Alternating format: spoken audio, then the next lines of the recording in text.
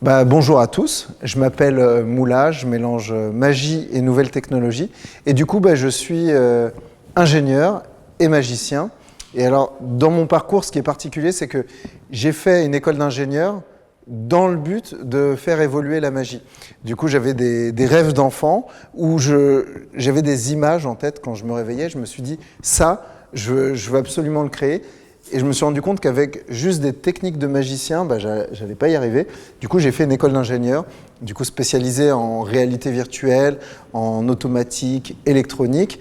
Et j'ai commencé à intégrer toutes ces technologies pour venir créer une nouvelle forme de magie.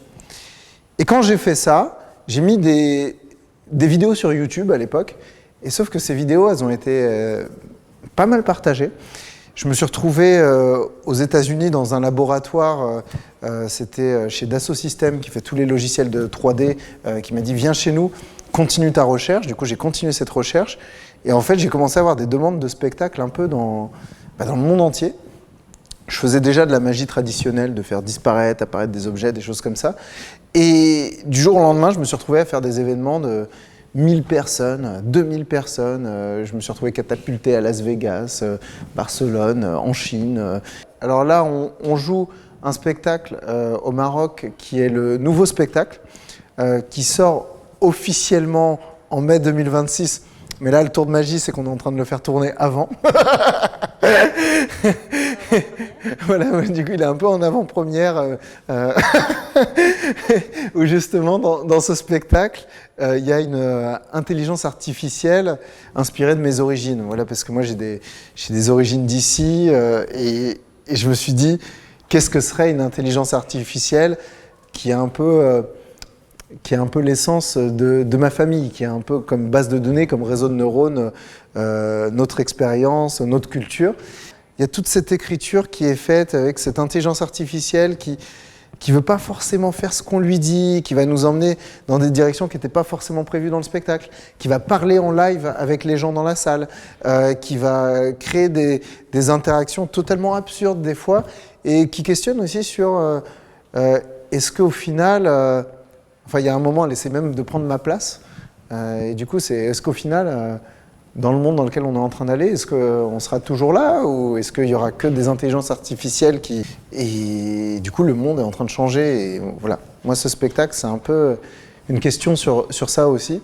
Mais à part ça, on rigole vachement dans le spectacle, c'est très drôle, on passe des super moments, les gens ils se font éclater leur téléphone, il y a des gens ils donnent 20 dirhams, ils repartent avec 200 dirhams, il y en a d'autres, ils ont moins de chance, mais sinon ça se passe bien.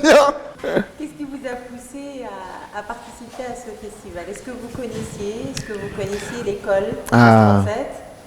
Alors, est-ce que vous connaissiez le fan? Voilà, moi je vais vous raconter comment je suis arrivé dans ce festival. Alors, on va remettre les choses au début. Je vais vous raconter la vraie histoire. Je fais un spectacle dans un festival en maître de cérémonie. J'étais maître de cérémonie et je faisais plein de blagues. Dans un festival qui s'appelle le Laval Virtual, qui est en France, que vous connaissez peut-être, sur très, très branché réalité virtuelle. Et à la fin du spectacle, il y a deux gars qui viennent et on commence à jouer à des jeux vidéo en VR. Il veut jouer à un jeu contre moi, mais je vais gagner. Et là, il m'a battu. C'était un jeu de shooting en VR. Et le mec, il me bat à toutes les parties. Et là, je fais, mais c'est qui ce gars, quoi? Il arrive, il est beaucoup plus âgé que moi, et il m'éclate dans un jeu de VR. Et là, il me dit, tu sais, j'organise des festivals au Maroc, le FIAV, le FAV, j'ai des amis qui organisent d'autres festivals. Viens, on monte un projet au Maroc. Et là, il nous connecte avec les instituts français du Maroc qui nous aident à monter tout ça et qui nous disent, en plus, nous, on est en train de faire novembre numérique sur le mois de novembre. En parallèle, il y a plein de festivals. Viens, on essaie de tout faire en même temps. Je leur dis, OK, pas de souci, on fait ça. Et je vous invite en mai 2026 à venir voir le spectacle à la Villette à Paris. Et après, on l'emmène dans les festivals. Ils me font, non, on le fait tout de suite. On le fait dans 3 semaines. Et là, je fais... Et alors là, c'est la vraie magie du Maroc. Je dis, mais comment on fait ça dans 3 semaines? Il faut... je te rappelle, je te dis. Et du coup, il me rappelle 24 heures après, il me fait, c'est bon, tout est bon, tout est réglé, on va jouer à Khoulibga, je l'ai bien dit, Khoulibga? Khoulibga, j'ai appris, je me suis entraîné. Khoulibga, on fait Casa, on fait Rabat, on va faire Ben Guerir avec les universités. D'ailleurs, les universités sont magnifiques. L'école 1337 aussi. J'hallucine totalement sur les infrastructures. Moi, j'avais pas ça quand j'étais étudiant. Là, c'est magique.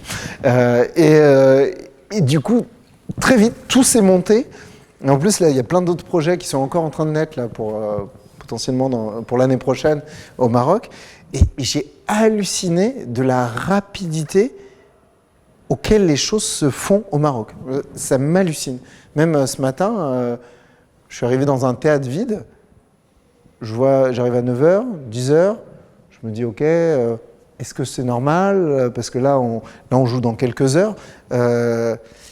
J'attends, midi, je vois ça avance un peu, ça va aller. Et là, je pars 1 heure, j'ai pris j'aime bien les smoothies avocat-banane. Ça, j'aime bien.